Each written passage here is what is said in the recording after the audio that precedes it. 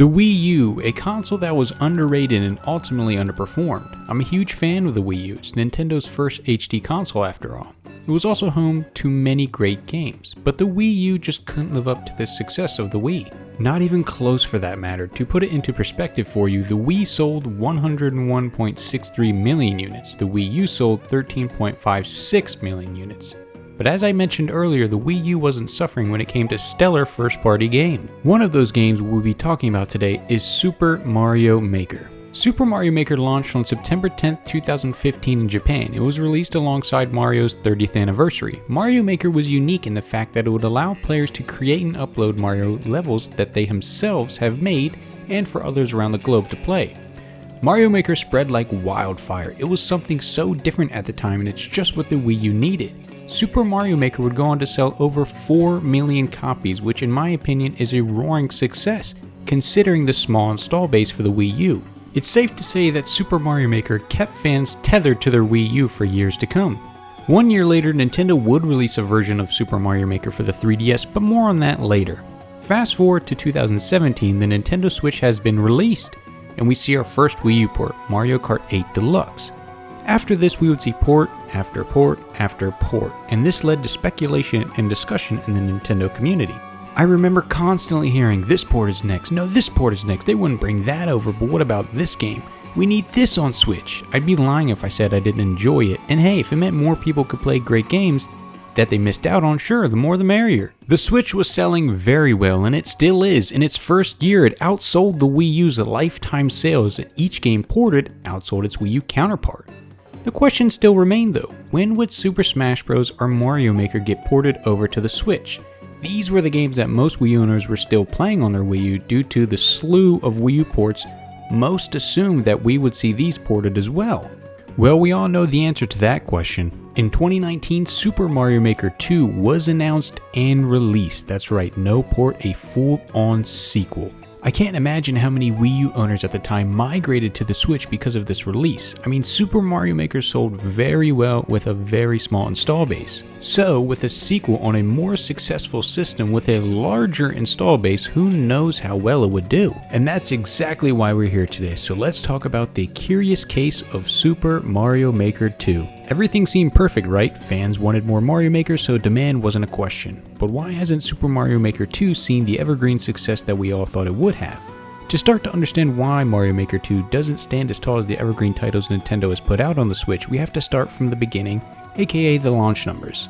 Now these sales numbers are from Japan, but we will take a look at global numbers as well. During Super Mario Maker on the Wii U's launch week, it sold 138,242 copies. During Super Mario Maker's 2 debut, it sold 196,153 copies. Super Mario Maker on the 3DS sold 180,000 copies. It's also worth noting that the 3DS version would go on to sell over 2 million copies worldwide, even with it essentially being a stripped down version of the Wii U title. We also know that in just 3 days, Super Mario Maker 2 sold over 2 million copies, so the momentum was there, but why did it fizzle out so quickly? Well, I have some reasons as to why. For starters, when it comes to level creation in handheld mode, you have to rely on your finger or stylus if you own the proper one, and that's not as intuitive as the original Mario Maker. It almost seemed like the original Mario Maker on Wii U was tailored for the gamepad. Secondly, system bundles. Whether you planned on playing Mario Maker on the Wii U or not, you may have picked up the hardware bundle that was released. Obviously, this would lead you to try out the game that came with your console, and maybe that led to the birth of many new Mario Maker fans. Nintendo did not have any system bundle for Mario Maker 2 or any type of collector's edition to really give consumers something to dig into.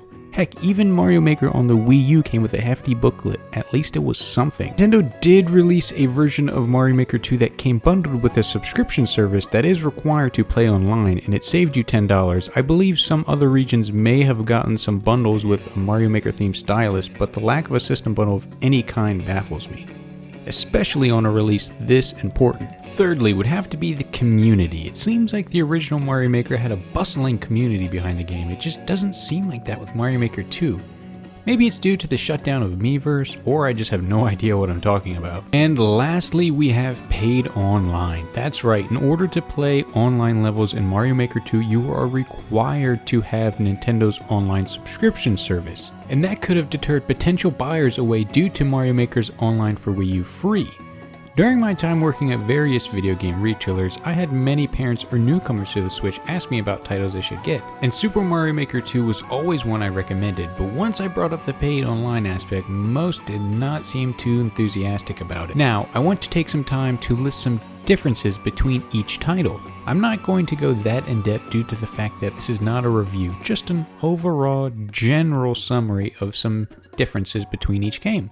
Super Mario Maker 2 adds a slew of new things to the table. Firstly, we have Story Mode, 3D World, new level creation tools, Super Worlds, Ninja speedruns, and the inclusion of a playable Link with a power-up. But it also gets rid of some things as well. For example, you can no longer edit a user-downloaded level, some good and some bad. Overall, if you ask me, most of what Mario Maker 2 brings to the table is happily welcome, but maybe for some Mario Maker veterans, they weren't happy with what was taken and what was new.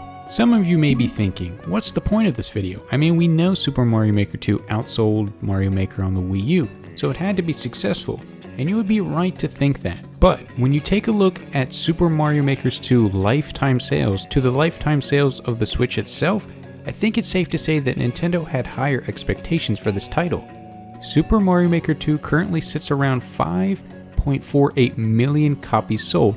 It's most likely higher than this due to the fact that the last time we got an update for sales figures from Nintendo was a while ago, so the same could also be said for the original Mario Maker. The important thing to look at here are the hardware numbers. The Switch currently sits at over 61 million units sold, so in theory that's the audience that Super Mario Maker 2 could have reached.